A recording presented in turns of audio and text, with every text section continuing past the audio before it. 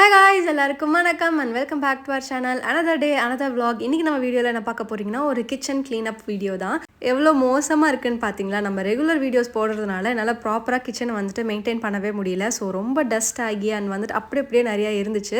Daily cleaning பண்ணிட்டு தான் இருப்பேன். அது வந்துட்டு இந்த கவுண்டர் டாப் அண்ட் ஸ்டவ் மட்டும் தான் பண்ணுவேன். பட் மற்றபடி நமக்கு வந்துட்டு இன்றைக்கி அஞ்சரைப்பட்டி அண்ட் ஆயில் டிஸ்பென்சர் அதெல்லாமே வந்துட்டு க்ளீன் பண்ணணும். அது வந்துட்டு இந்த மந்த்லி க்ளீனிங் மாதிரி நம்ம வச்சுக்கலாம். ஸோ நான் மந்த்லி டீப் க்ளீன் பண்ணுற ஒரு சில ஐட்டம்ஸ் தான். ஸோ ஃபுல் கிச்சன்லாம் டீப் க்ளீன் பண்ண போகிறதில்ல, ரெகுலராக யூஸ் பண்ணுற ஐட்டம்ஸ் மட்டும்தான். ஸோ இதெல்லாம் மட்டும் இந்த வீடியோவில் வந்துட்டு நீங்கள் பார்க்க போகிறீங்க. அது மட்டும் இல்லாமல் இன்றைக்கி நானும் ஆதியனும் வந்துட்டு சேர்ந்து என்னெல்லாம் பண்ணுறோங்கிற மாதிரி குட்டி குட்டி வீடியோஸ்லாம் கிளிப்ஸ்லாம் வந்துட்டு நான் உங்களுக்கு ஷேர் பண்ணியிருக்கேன். கண்டிப்பாக இன்ட்ரெஸ்டடாக இருக்கும் அண்ட் வந்துட்டு இந்த வீடியோ பார்த்துட்டு உங்களுக்கு மோட்டிவேட்டும் ஆகலாம் க்ளீன் பண்ணுறதுக்கு. ஸோ உங்களுக்கு பிடிச்சிருந்துச்சுன்னா கடைசி வரைக்கும் பாருங்கள் அண்ட் நிறையா சிட்சாட்டும் பேசலாம் வாங்க. ஸோ ஒரு சில ஒர்க்லாம் வந்துட்டு சரி நாளைக்கு பண்ணிக்கலாம் தள்ளி போட்டே போனதில் வந்துட்டு தான் வந்துட்டு ஆயில் டிஸ்பென்சர் க்ளீன் பண்ணுறது. ஸோ இது வந்துட்டு நான் ஒரு 2 to 3 டேஸாக வந்துட்டு ஆயில் கேனில் ஆயிலே இல்லாமல் டேரெக்டாக நான் வந்துட்டு பேக்கெட்லேருந்து எடுத்து யூஸ் பண்ணிகிட்ருக்கேன். எனக்கு ஏன்னா அதுக்கு வந்துட்டு வாஷ் பண்ணுறதுக்கு அவ்வளோ சோம்பேறி. ஸோ அதனால் அதை வந்துட்டு எடுத்து வாஷ் பண்ண முடியல. அதே மாதிரி இந்த ஸ்டாண்ட் வந்துட்டு நான் கண்டிப்பாக மந்த்லி ஒன்ஸ் வந்துட்டு க்ளீன் பண்ணிவிடுவேன். இல்லைனா நமக்கு வந்துட்டு ஆயில் ஸ்டெயின் இல்லைனா ஏதாச்சும் டர்மரிக் ஸ்டெயின் அந்த மாதிரி கண்டிப்பாக விழுகும். ஏன்னா நம்ம ஸ்டவ்க்கு பக்கத்துலேயே இருக்கிறதுனால லிட்டில் பிட் வந்துட்டு நமக்கு க்ரீஸியாகவும் இருக்கும். அண்ட் வந்துட்டு இந்த மாதிரி நம்ம ரைஸ்லாம் குக் பண்ணுறோம்ல, அதெல்லாம் வந்துட்டு என்னைக்காச்சும் ஒரு நாள் வந்துட்டு ரொம்ப இதாக பண்ணும்போது அதில் வந்துட்டு நிறையா ஸ்டிக் ஆகிருக்கும். அதனால் இந்த மாதிரி நல்லா ஸ்க்ரப் பண்ணி மந்த்லி ஒன்ஸ் மட்டும் நான் க்ளீன் பண்ணிப்பேன். இது ஃப்ரீக்வெண்ட்டாகவும் ஸ்க்ரப் பண்ணக்கூடாது, மேலே இருக்கிறது பெயிண்ட் தான். அண்ட் வந்துட்டு இது வுட்டன்கிறதுனால நமக்கு ஃப்ரீக்வெண்ட்டாக வாட்டரில் யூஸ் பண்ணோம்னா கண்டிப்பாக வந்துட்டு அது வீணாக போயிடும். அதனால் அது நல்லா வாஷ் பண்ணிவிட்டு நல்லா வெயிலில் காய வச்சோம்னா கொஞ்சம் கூட வாட்டர் இல்லாமல் நல்லா ட்ரை ஆகிடும். அண்ட் இன்றைக்கி வந்துட்டு full and full lots of வந்துட்டு நமக்கு வாஷ் பண்ணுறதுக்கு தான் நிறையா இருந்துச்சு. இன்றைக்கி ஒரு 4 பேட்சஸ் வந்துட்டு நான் வாஷ் பண்ணியிருப்பேன். ஏன்னா இன்றைக்கி அவ்வளோக்கு வந்துட்டு பாத்திரம் இருந்துச்சு. இந்த கிச்சன் கிளீனிங் மட்டும் நம்ம எடுத்தோம்னா நமக்கு எங்கேருந்து தான் வரும்னு தெரியாது, நமக்கு வாஷிங்க்கு நிறைய வந்துட்டே தான் இருக்கும். அதனால் இதை வந்துட்டு நான் ஃப்ரீக்வெண்ட்டாக எடுத்து பண்ணவே மாட்டேன். எனக்கு வந்துட்டு சுத்தமாக பிடிக்காது எனக்கு இந்த டிஷ் வாஷ் பண்ணுறதே. ஸோ வந்துட்டு இந்த மாதிரி என்னைக்காச்சும் ஒரு நாள் பண்ணுறதுனா எனக்கு ஓகே, பட் மற்றபடியெல்லாம் பண்ண முடியாது. ஃபஸ்ட்டு வந்துட்டு பிரேக்ஃபாஸ்ட்லாம் பண்ண இது எல்லாத்தையுமே வந்துட்டு வாஷ் பண்ணி எடுத்து வச்சுட்டு அதுக்கப்புறமா நான் மற்ற க்ளீனிங்லாம் வந்துட்டு ஸ்டார்ட் பண்ணேன்.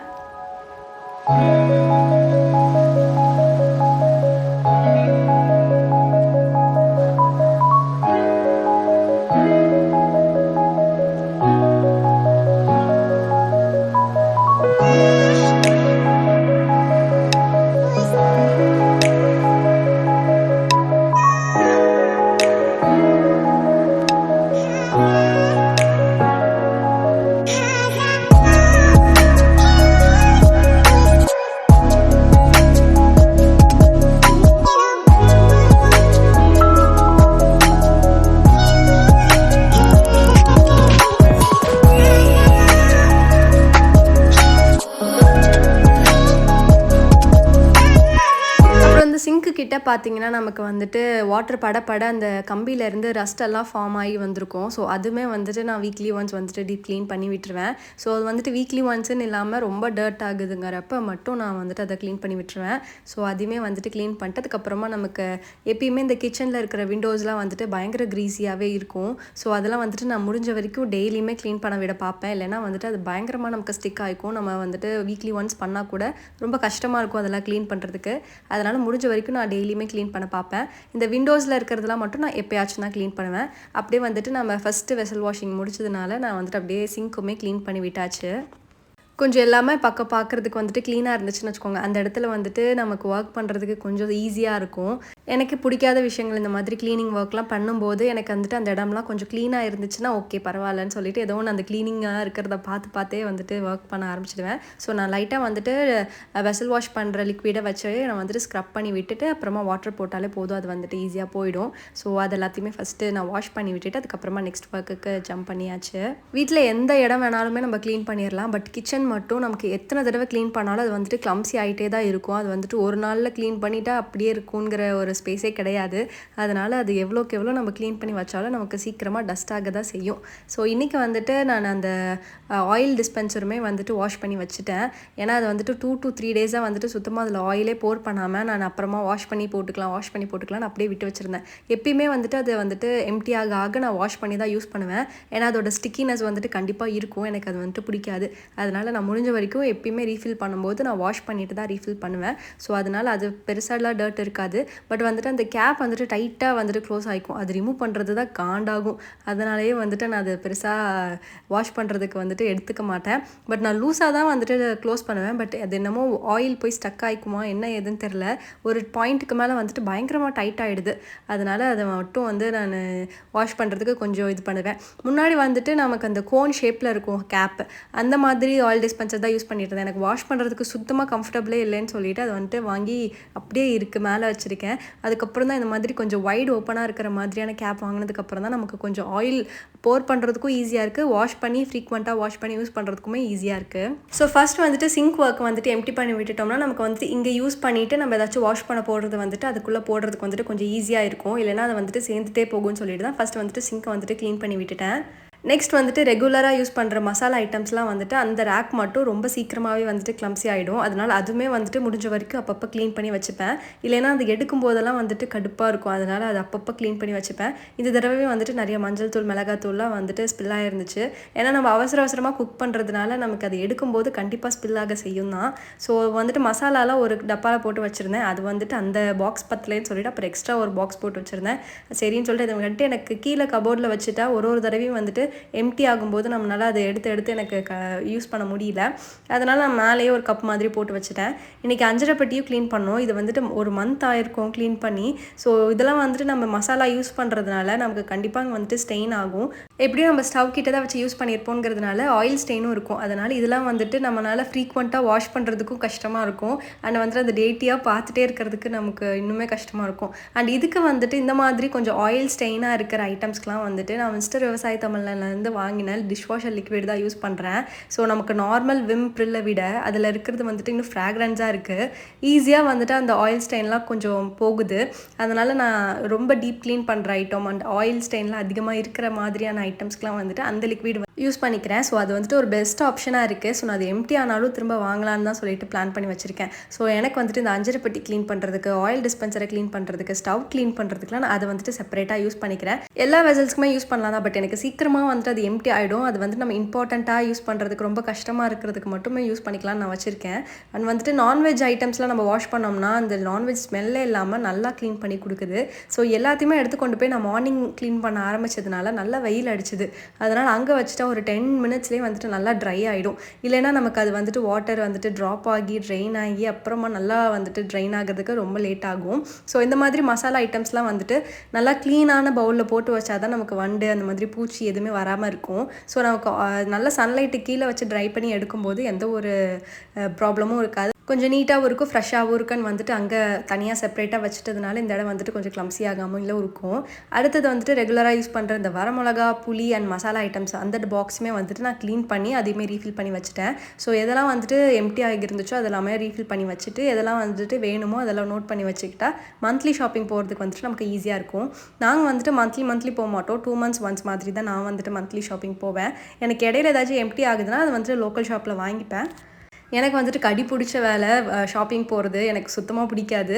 ஏன்னா ஆதினை வச்சுட்டு நம்ம போனோம்னா நம்ம பிளான் பண்ணுறதை விட எக்ஸ்ட்ரா ஷாப் பண்ணிட்டு வருவோம். ஸோ அதுக்கு வந்துட்டு லோக்கல்லே வந்துட்டு நமக்கு அப்பப்போ தீரும்போது வாங்கிக்கிறது வந்துட்டு எனக்கு பெட்டராக தோணும். என்னைக்காச்சும் ஒரு நாள் சரி கொஞ்சம் வந்துட்டு டிஃப்ரெண்ட்டாக இருக்கட்டும் நான் மட்டும்தான் வந்துட்டு நான் ஸ்பார்க் மாதிரியே போவேன். அண்ட் அங்கே வந்துட்டு நம்ம இங்கே கம்பேர் பண்ணுறதை விடவே எனக்கு ஒரு சில ஐட்டம்ஸ்லாம் வந்துட்டு ப்ரைஸியாக தான் படும்.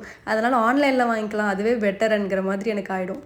அண்ட் மேலே வந்துட்டு எல்லாமே க்ளீன் பண்ணி வச்சுட்டேன். அது வந்துட்டு எடுத்து வச்சுட்டு கீழே வந்துட்டு இந்த ரெகுலராக யூஸ் பண்ணுவோம். அது வந்துட்டு நான் அப்பப்போ டர்ட் ஆகும்போது நான் வந்துட்டு ஸ்க்ரப் பண்ணி விட்டுருவேன். ஆனால் பார்த்தீங்கன்னா நான் எப்பயுமே பால்கனி அண்ட் வந்துட்டு கிச்சன் விண்டோஸ் எல்லாமே ஓப்பன்லேயே வச்சுருக்கிறதுனால அங்கே சீக்கிரமாக போய் வந்துட்டு டஸ்ட் எல்லாம் படிஞ்சிரும். அதனால் அது கொஞ்சம் சீக்கிரமாகவே ஆகிட்டே தான் இருக்கும் டஸ்ட். அதனால் அதெல்லாம் வந்துட்டு டெய்லி க்ளீனிங் மாதிரி. அந்த பிளேஸில் வந்துட்டு நாங்கள் யூஸ்வலாக வந்துட்டு நட்ஸ் வச்சுருப்போம், வந்துட்டு காஃபி பவுடர், அப்புறம் சுகர் பவுடர், டீ பவுடர் அந்த மாதிரி ஐட்டம்ஸ்லாம் வச்சுருப்போம். ஸோ அதெல்லாம் வந்துட்டு பார்த்திங்கன்னா ரொம்ப நாளாக யூஸ் பண்ணாமல் அண்ட் இது வந்துட்டு நல்லா ஏர் டைட்டாகவும் இல்லை.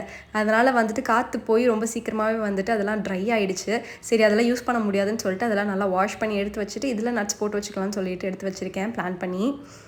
என்னைக்காச்சும் தான் நாங்கள் காஃபி டீ பூஸ்ட் மாதிரியெல்லாம் குடிப்போம். ஸோ அதெல்லாம் ஃப்ரீக்வெண்ட்டாக குடிக்க மாட்டோங்கிறதுனால அதெல்லாம் ஓப்பனே பண்ணாமல் அப்படியே இருந்துச்சு. ஸோ என்னைக்காச்சும் ஒரு நாள் ஓப்பன் பண்ணியிருப்போம். அதை வந்துட்டு டைட்டாக க்ளோஸ் பண்ணியிருந்திருக்க மாட்டோம். பட் இது வந்துட்டு ஏர் டைட்டாலாம் இல்லை. அதனால் கொஞ்சம் அந்த மாதிரி ஆயிடுச்சு. அண்ட் இந்த கேப் வந்துட்டு பார்த்தீங்கன்னா ஸ்டீல். அதனால் வாட்டர்லேயே அப்படியே விட்டுட்டோம்னா சீக்கிரம் துரு பிடிச்சி போயிடும். இதே மாதிரி இன்னொன்று வந்துட்டு நான் ரீசெண்டாக வாங்கியிருந்தேன். ரொம்ப நாளைக்கு முன்னாடி வாங்கியிருந்தேன். அது வந்துட்டு அதை அப்படியே விட்டுட்டேன். அதெல்லாம் அந்த இடம் வந்துட்டு அப்படியே துரு பிடிச்சி போயிடுச்சு. ஸோ அதனால் இந்த தடவைலாம் வந்துட்டு அதை வாஷ் பண்ணிவிட்டு அப்போவே வந்துட்டு ட்ரை பண்ணி எடுத்து வச்சிடுறது. சரி பண்ணி தரேன்.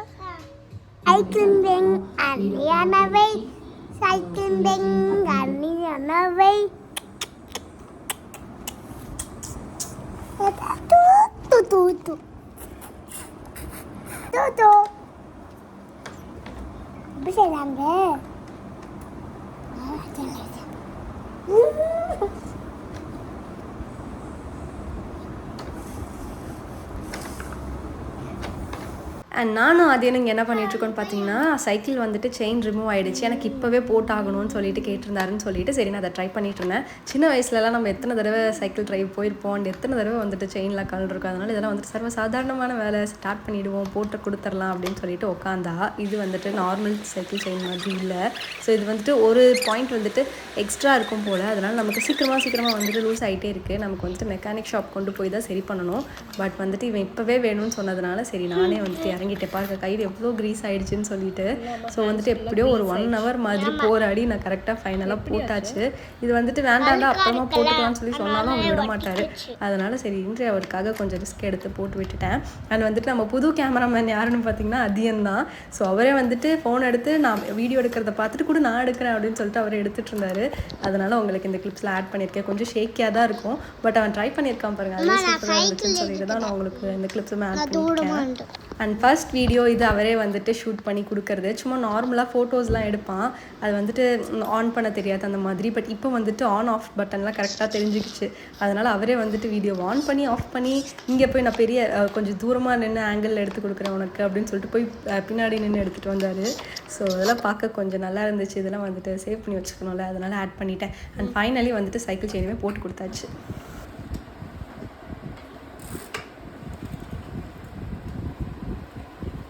சூப்பரா?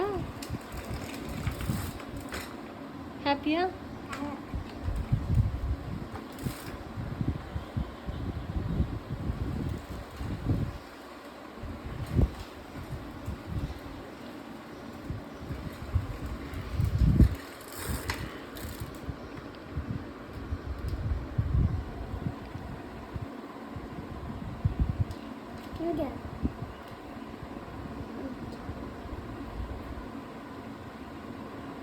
அந்த பீஸ் தட்டியாக்குது.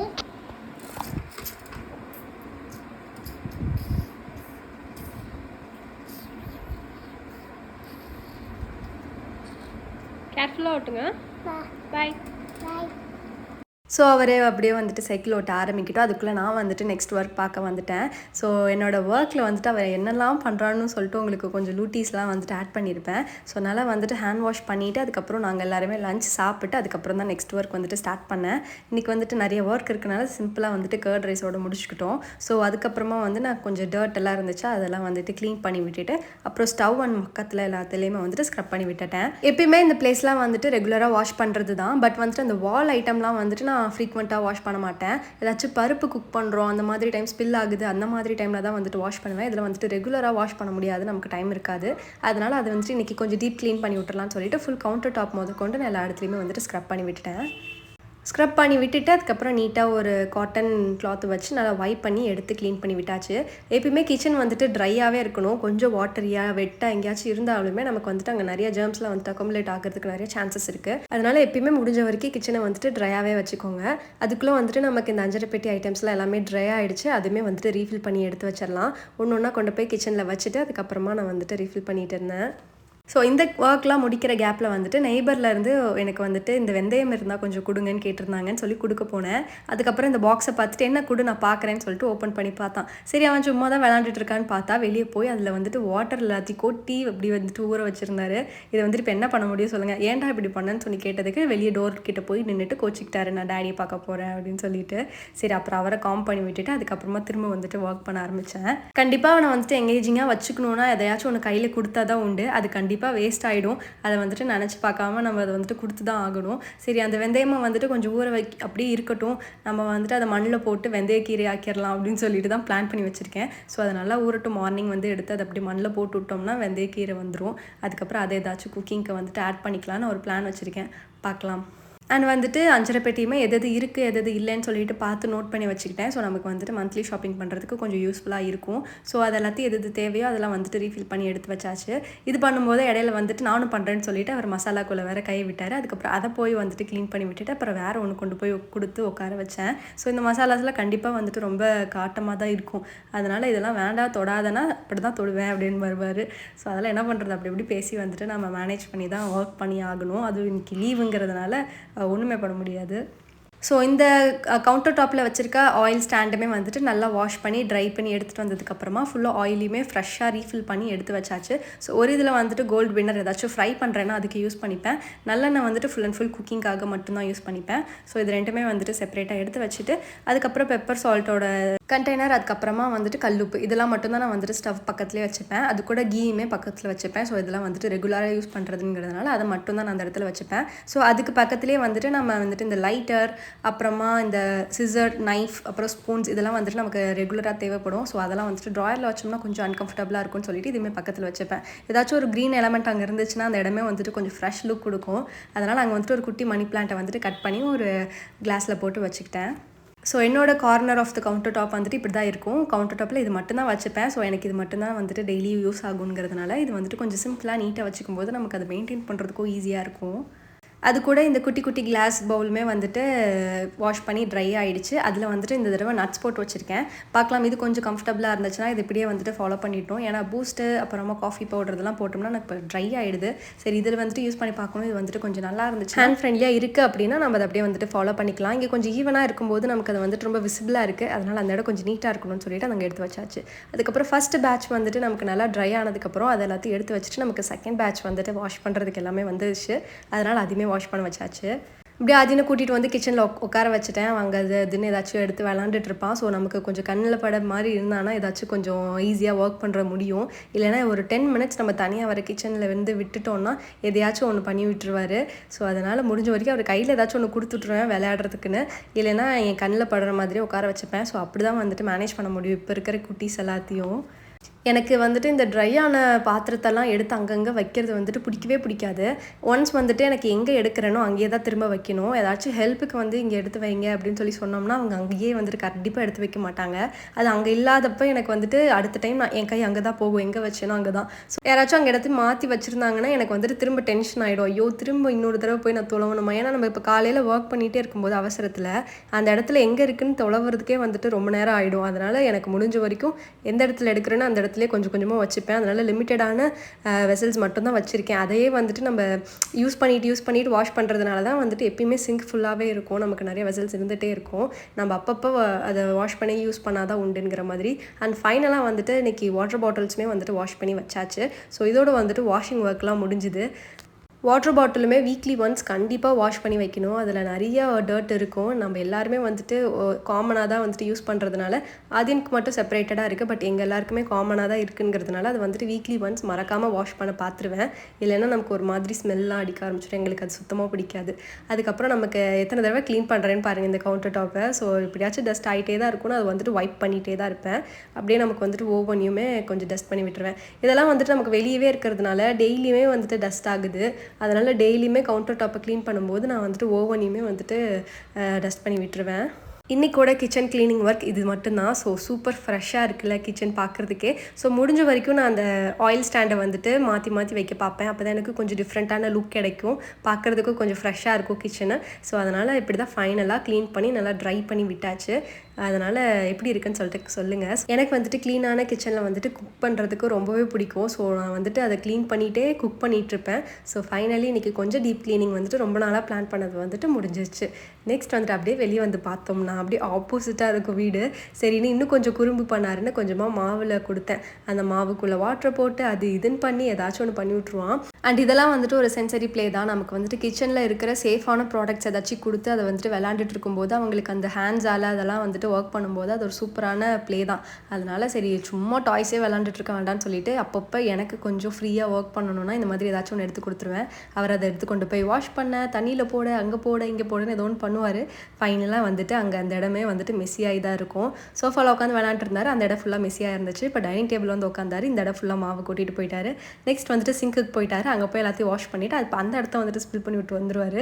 ஸோ நான் இவருக்கு பின்னாடியே ஒரு இடமா போயிட்டு மெஸ்ஸி பண்ண விட்டு வருவார். நான் வந்துட்டு க்ளீன் பண்ணி விட்டுட்டு வருவேன். அவன் கூடயே உட்காந்து விளையாடும்போது கண்டிப்பாக கீழே எதுவுமே ஸ்பில் பண்ண விடாமல் பார்த்துப்பேன். பட் நான் இல்லாத போது அவனுக்கு கண்டிப்பாக ஏதாச்சும் கொட்ட தான் செய்யும். ஸோ பட் அதை வந்துட்டு பரவாயில்லன்னு சொல்லி விட்டுட்டு நான் கடகடன்னு ஒர்க்லாம் முடிச்சுட்டு வந்து அவர் கூட இருக்கிறதுக்கு வந்துட்டு பார்ப்பேன். ஸோ ஹாலையும் வந்துட்டு க்ளீன் பண்ணி விட்டாச்சு, கிச்சனையும் க்ளீன் பண்ணி விட்டாச்சு. இன்றைக்கோட ஒர்க் வந்துட்டு ஓவர். ஃபைனலாக எல்லா இடத்தையுமே வந்துட்டு கூட்டி விட்டுட்டேன்னா முடிஞ்சுது. எனக்கு டெய்லியுமே ஹெல்ப் அக்கா வராங்க. அவங்க வந்துட்டு மார்னிங் வந்துட்டு கூட்டி தொடச்சி கொடுத்துட்டு தான் போகிறாங்க. பட் நான் டெய்லியும் 2 தடவை வந்துட்டு கூட்ட வேண்டியதாக இருக்கும். மார்னிங் அவங்க வந்து கூட்டி கொடுத்துட்டு போவாங்க. ஈவினிங் வந்துட்டு நான் க்ளீனாக வந்துட்டு பண்ணி வச்சுட்டு போவேன். ஸோ எத்தனை தடவை இப்போ நான் ஈவினிங் பண்ணாலுமே நைட்டுக்குள்ளே மார்னிங்குள்ளே அவங்க வரதுக்குள்ளே திரும்ப எல்லா இடமும் டஸ்ட் ஆகிடும். அதுக்கப்புறம் அவங்க வந்து க்ளீன் பண்ணுவாங்க. அப்புறம் அவங்க போனதுக்கப்புறமா ஈவினிங்குள்ளே இவர் வந்துட்டு டஸ்ட் பண்ணிவிடுவார். ஸோ இந்த ஒர்க்கில் எத்தனை தடவை க்ளீன் பண்ணாலும் இது வந்துட்டு கம்ப்ளீட் ஆகாத ஒர்க். இது வந்துட்டு திரும்ப திரும்ப வந்துட்டே தான் இருக்கும். ஸோ இன்னைக்கோட வீடியோ இதுதான் கைஸ். உங்களுக்கு பிடிச்சிருக்கும்னு நினைக்கிறேன். உங்கள் எல்லாரும் இன்னொரு இன்ட்ரெஸ்டிங்கான சூப்பரான வீடியோவில் மீட் பண்ணுறேன். And big hug for mummies. By.